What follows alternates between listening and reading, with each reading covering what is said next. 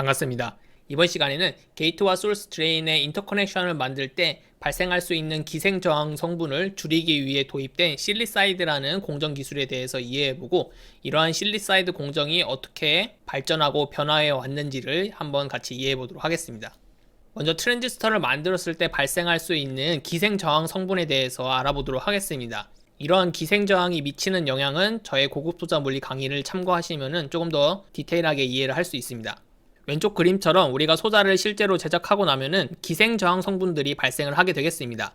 예를 들어서 우리가 소스 드레인을 높은 농도로 도핑을 하지만 그렇다고 해서 저항값이 0인 영역은 아닙니다. 따라서 일정량의 소스 드레인 영역에 대한 저항값이 존재를 하게 되겠고요. 우리가 LDD 영역을 만들어주게 되면은 LDD 영역은 도핑 농도가 낮기 때문에 다음과 같이 또 LDD 영역 때문에 발생하는 추가적인 저항 성분이 발생을 할 수가 있겠습니다. 또한 소스 드레인이 메탈 컨택과 함께 연결이 될 때 일정량의 컨택 저항이 또 항상 발생을 하게 되겠고요. 따라서 실제 트랜지스터에는 드레인 커런트가 만들어내는 이 채널 저항 성분과 함께 주변에 발생하는 기생 저항 성분들이 서로 직렬 연결되어서 전체 저항을 결정을 하게 되겠습니다. 여기서 우리가 게이트 랭스를 지속적으로 스케일링 하게 된다는 얘기는 드레인 커런트가 점점 높아진다는 뜻이 되겠고요. 드레인 커런트가 높아진다는 것을 우리가 채널 저항으로 바꿔서 이야기하면은 채널 저항 값이 지속적으로 감소를 한다는 뜻이 되겠습니다. 따라서 게이트 랭스가 스케일링하면 스케일링 할수록 이 채널 저항 값은 지속적으로 감소를 하게 되겠습니다. 하지만 이 기생 저항 성분은 게이트 랭스가 스케일링 되면 스케일링 될수록 계속해서 증가를 하게 되겠습니다.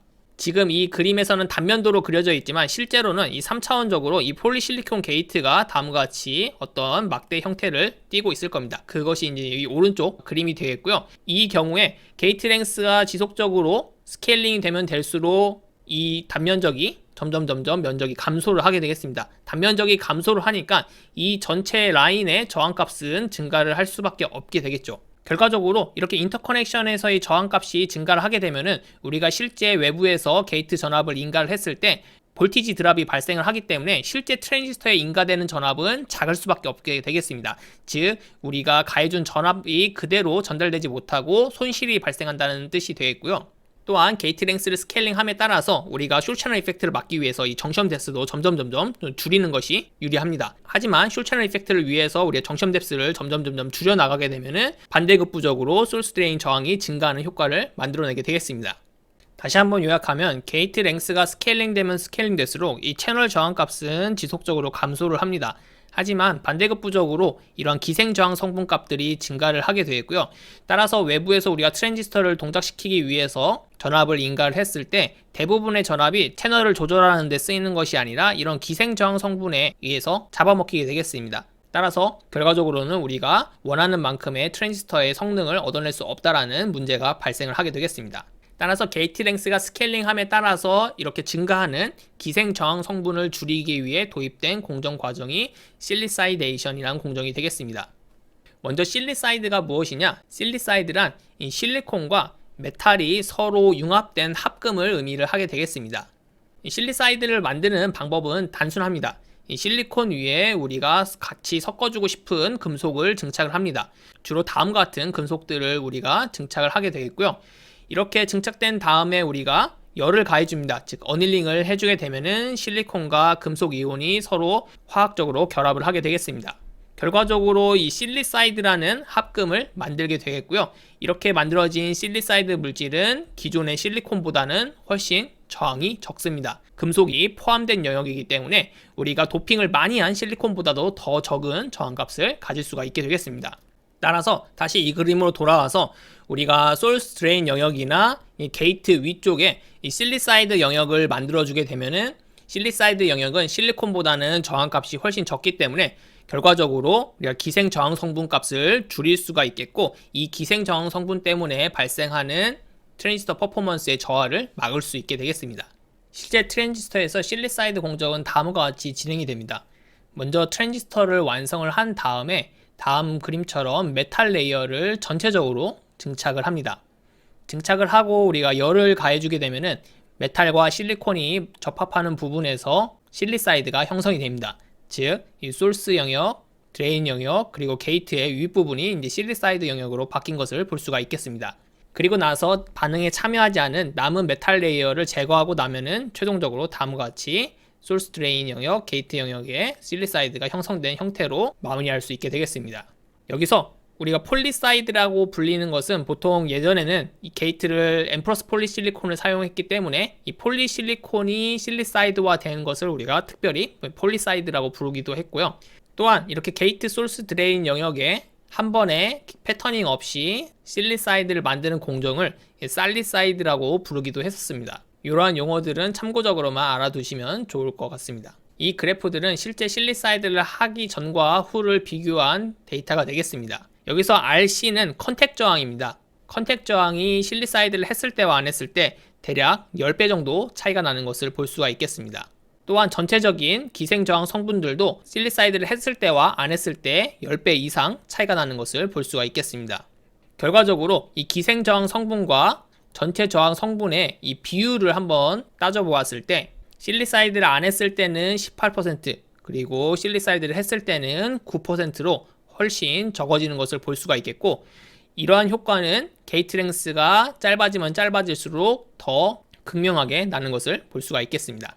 따라서 다시 한번 이야기하면은 이 게이트 랭스가 짧아지면 짧아질수록 트랜지스터의 기생저항 성분의 비율이 점점 높아지고, 이러한 기생저항 성분이 트랜지스터의 성능을 갉아먹는 요소로서 작용을 하게 되었습니다. 따라서 이 문제를 해결하기 위해서 실리사이드라는 공정이 도입이 되었습니다. 실리사이드로 활용할 수 있는 물질은 다음과 같이 종류가 많이 있는데, 이 중에서도 지금 빨간색으로 표시된 물질들이 주로 활용이 되었습니다. 이러한 물질들은 상대적으로 저항값이 작은 물질들 혹은 이 어닐링 템퍼레처가 그다지 높지 않은 물질들을 주로 선택을 하여서 실제 양산 공정에 도입이 되었고요. 오른쪽 그립은 이 X축, 연도에 따라서 어떠한 물질이 사용이 되었고 얼마만큼의 저항값을 가졌는지를 나타내는 그림이 되겠습니다. 실리사이드가 사용되기 전에 이 게이트 물질에 엠프러스 폴리실리콘을 사용하였는데 그때의 저항값이 여기에 있고요. 여기에 추가로 우리가 실리사이드 공정을 도입을 해서 몰리 실리사이드나 텅스텐 실리사이드를 도입을 했을 때 다음과 같이 저항값이 급격히 줄었다는 것을 볼 수가 있겠습니다. 그 다음 소스 드레인 영역에 타이타늄 실리사이드를 시작으로 코발트 실리사이드, 니켈 실리사이드를 적용을 해서 2010년까지 실리사이드 공정이 쭉 적용이 되었다는 것을 볼 수가 있겠고요. 하지만 이 그래프가 2010년에서 끝나고 있는데요.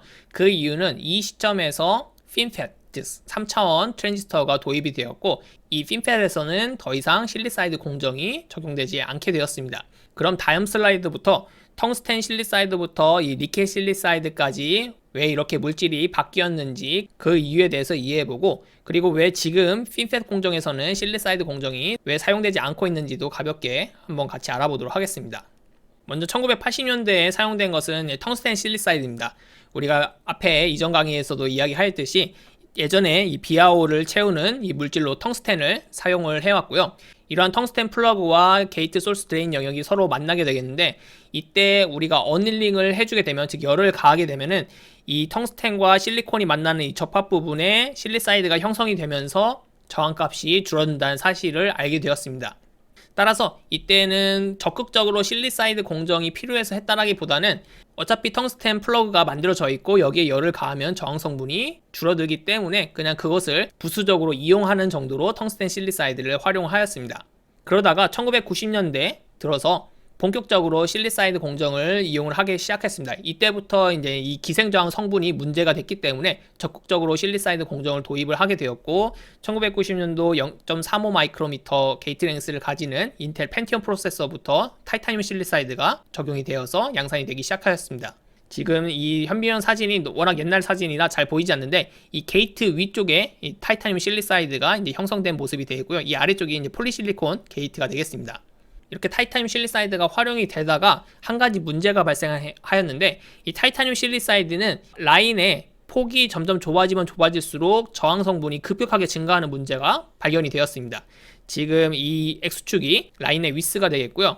이때 타이타늄 실리사이드 같은 경우에는 라인의 폭이 좁아질수록 갑자기 저항값이 이렇게 급격하게 증가되는 것을 볼 수가 있겠습니다.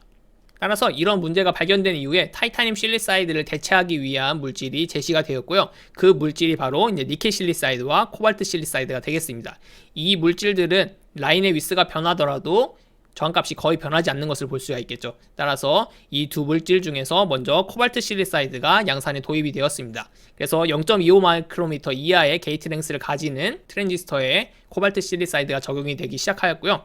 따라서 2000년대 초반에 0.13 마이크로미터 게이트 랭스를 가지는 인텔의 펜텀 3 프로세서부터 코발트 실리사이드가 적용이 되어서 양산이 되기 시작하였습니다. 이 사진에서는 지금 게이트와 소스 드레인 영역인데요. 까맣게 보이는 부분이 코발트 실리사이드 영역이라고 생각하시면 되겠습니다.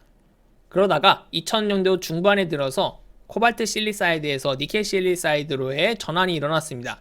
이렇게 물질을 또 한 번 바꾸게 된 이유는 이 스트랜드 실리콘 테크놀로지 때문인데요. 이 스트랜드 실리콘 테크놀로지에 대한 자세한 내용은 제가 따로 강의에서 다루도록 하겠고요. 간단히 설명을 하면은 2000년도 중반에 조금 더 드레인 커런트를 높이기 위해서 이 실리콘에 스트레스를 가하는 기술이 도입이 되었습니다. 지금 왼쪽 사진처럼 이 소스 드레인 영역을 실리콘 영역을 파내고요. 이 실리콘 절메늄, 즉 절메늄이 포함된 실리콘 영역을 에피텍시얼 기술로 길러냅니다. 따라서 다음같이 실리콘 절메늄 층을 만들게 되면은 이 실리콘 절메늄과 가운데 실리콘 채널 사이에 레티스 미스매칭이 발생을 합니다. 따라서 레티스 미스매칭 때문에 이렇게 컴프레시브한, 즉 누르는 힘이 양쪽에서 가해지는데요. 이렇게 가해지는 힘 때문에 캐리어의 모빌리티가 증가하게 되겠습니다. 캐리어의 모빌리티가 증가를 하게 되면은 드레인 커런트가 높아지게 되겠죠. 즉 이런 식으로 드레인 커런트의 향상을 이끌어내는 스트랜드 실리콘 테크놀로지가 2000년대 중반에 도입이 되는데요. 문제는 이 실리콘 절메늄 소스 드레인이 형성된 이후에 우리가 앞에서 이야기했던 실리사이드 공정을 이용을 해서 코발트 실리사이드를 만들어야 되는데 이 코발트 실리사이드와 실리콘 절메늄 사이에 궁합이 좋지 않았습니다. 즉 우리가 실리콘 절메늄 소스 드레인에 코발트 실리사이드를 만들려고 했더니 뭔가 절메늄이 문제를 일으켰습니다. 절메늄이 특정 영역에 뭉쳐버리는 이런 문제점들이 발생을 하여서 이런 문제를 극복하기 위해서 이제 코발트 실리사이드가 아니라 니켈 실리사이드로 실리사이드 물질이 대체가 되었습니다. 저항값의 측면에서는 코발트 실리사이드랑 니켈 실리사이드가 저항값이 거의 같습니다. 즉 저항값의 측면에서는 우리가 굳이 물질을 바꿀 이유가 없었지만 2000년대 중반에 도입된 스트랜드 실리콘 테크놀로지와의 궁합을 위해서 어쩔 수 없이 니켈 실리사이드를 사용하는 것으로의 전환이 이루어졌습니다. 따라서 왼쪽 아래쪽 사진처럼 90나노 테크놀로지부터 이 게이트 위쪽에 지금 니켈 실리사이드가 형성이 된 것을 볼 수가 있겠습니다. 그러다가 2008년 45나노 테크놀로지부터 하이케이 메탈 게이트가 도입이 됩니다. 따라서 메탈 게이트가 도입이 되었기 때문에 더 이상 이 메탈 쪽에 실리사이드를 만드는 공정은 필요가 없게 되었습니다. 따라서 이때는 소스 드레인 영역만 실리사이드를 적용을 해서 사용을 하게 되었고요. 2011년, 12년 22나노 테크놀로지부터 인텔이 핀팻으로 전환을 하였습니다. 이때부터 실리사이드 공정은 더 이상 사용되지 않게 되었습니다. 이렇게 핀팻이 사용된 이후부터 실리사이드 공정이 적용되지 않았던 이유는요. 가장 큰 이유는 실리사이드 공정이 어려워졌기 때문입니다. 핀팻은 다음 그림과 같이 3차원 핀의 전류가 흐르는 소자가 되겠습니다. 따라서 전류가 이 양쪽 벽면을 따라서 흘러가는 것이 특징이 되겠습니다. 그런데 문제는 이 양쪽 벽면은 사실 이 핀을 우리가 실리콘 웨이퍼를 깎아서 만든 면이기 때문에 아주 균일한 면은 아닙니다. 따라서 매끄럽지 못한 표면 위에다가 우리가 메탈을 덮고 실리사이드 공정을 하게 되면은 실리사이드란 공정 자체가 열을 이용을 해서 합금을 만드는 과정이라 열의 분포가 고르지 못하면은 그 결과물 자체도 그다지 고르지 못한 특징을 가진 공정이 되겠습니다. 따라서 상당히 까다로운 공정인데 그동안은 어찌되었건 기생저항 문제를 해결하기 위해서 어쩔 수 없이 사용해 왔지만 이 3차원 핀팻 공정에 들어와서부터는 이렇게 실리콘 이 핀의 옆면이 균일하지도 않은 상태에서 메탈을 증착해서 실리사이드 공정을 해보니까 더 균일하지 않은 실리사이드들이 얻어졌습니다. 거기에 추가로 이렇게 핀팻은 멀티핀 구조를 많이 사용을 하는데요. 이런 멀티핀 구조를 가지는 핀팻에 실리사이드 공정을 적용해보니 이 실리사이드가 형성된 영역마다 전부 다 각기 다른 소스 드레인 저항값이 얻어졌습니다. 즉 균일하지 못한 소스 드레인 저항값이 얻어지다 보니까 오히려 실리사이드를 통해서 얻을 수 있는 장점보다 이런 불균일한 소스 드레인 때문에 발생하는 문제점들이 더 커져버리게 되었습니다. 다시 한번 핀펫에서 발생한 문제들을 요약해보면요. 핀펫을 만들 때 하나의 핀만을 사용하는 것이 아니라 여러 개의 핀을 한꺼번에 묶어서 사용을 하게 되겠습니다. 전류값을 높이기 위해서 우리가 이런 식으로 멀티플 핀을 사용을 하는데요. 우리가 실리사이드 공정 자체가 잘 컨트롤되는 공정이 아닙니다. 원래도 이 합금을 만드는 것 자체가 그다지 잘 컨트롤되는 공정이 아니었는데 이 멀티플 핀에 그리고 3차원으로 세워진 이 핀 면에다가 실리사이드 공정을 하다 보니까 균일한 실리사이드를 얻는 것이 매우 어려웠습니다. 따라서 이게 균일하지 못한 실리사이드가 만들어내는 문제가 장점보다 더 커지게 되었습니다. 또한 실리사이드를 만들기 위해서는 어찌되었건 열을 가해야 되는데 이 열을 가할 때 원래 소스 드레인에 도핑된 도펀트들이 디퓨전을 하는 문제가 발생을 하였습니다. 하지만 이때 이미 게이트 랭스가 22나노로 매우 스케일링된 상황이었기 때문에 이 소스 드레인에 도핑된 도펀트들이 이 게이트 안쪽으로 치고 들어가면은 소스 드레인이 쇼트가 나거나 리키지 커런트가 증가하는 문제가 발생을 하였습니다. 그렇다면 현재 핀펫 공정에서는 어떤 식으로 컨택을 만들고 있을까요? 현재 핀펫 공정에서는 이러한 실리사이드 공정을 적용해서 소스 드레인을 만들지 않고 있고요. 트렌치 컨택이라는 것을 만들어서 소스 드레인 컨택을 만들고 있습니다. 트렌치 컨택은 이 왼쪽 그림처럼 우리가 핀을 만들고 위에 이제 게이트를 만들게 되는데요. 이 핀 영역의 일부분의 실리콘을 깎아내립니다. 그 다음에 이렇게 깎아낸 영역을 실리콘 절면륨으로 다시 채우게 되겠습니다. 아까도 이야기했듯이 스트레스를 가하기 위해서 실리콘 절면륨 영역을 만들고 그 영역을 다시 일부분 파서 메탈층을 가득 채우는 방식으로 소스 드레인 컨택을 만들고 있습니다. 즉 옆에서 보면은 이 실리콘 핀을 일부분 깎아낸 다음에 실리콘 절면륨 층을 다시 성장을 시키고 그 다음 메탈 컨택을 그대로 형성하는 방식으로 현재는 소스 드레인 컨택을 만들고 있습니다. 이렇게 이번 시간에는 실리사이드 공정이라는 것이 무엇이고 왜 도입이 되었으며 현재 핀펫에서는 사용되지 않게 되었는지까지 한번 같이 간략하게 이해를 해보았습니다.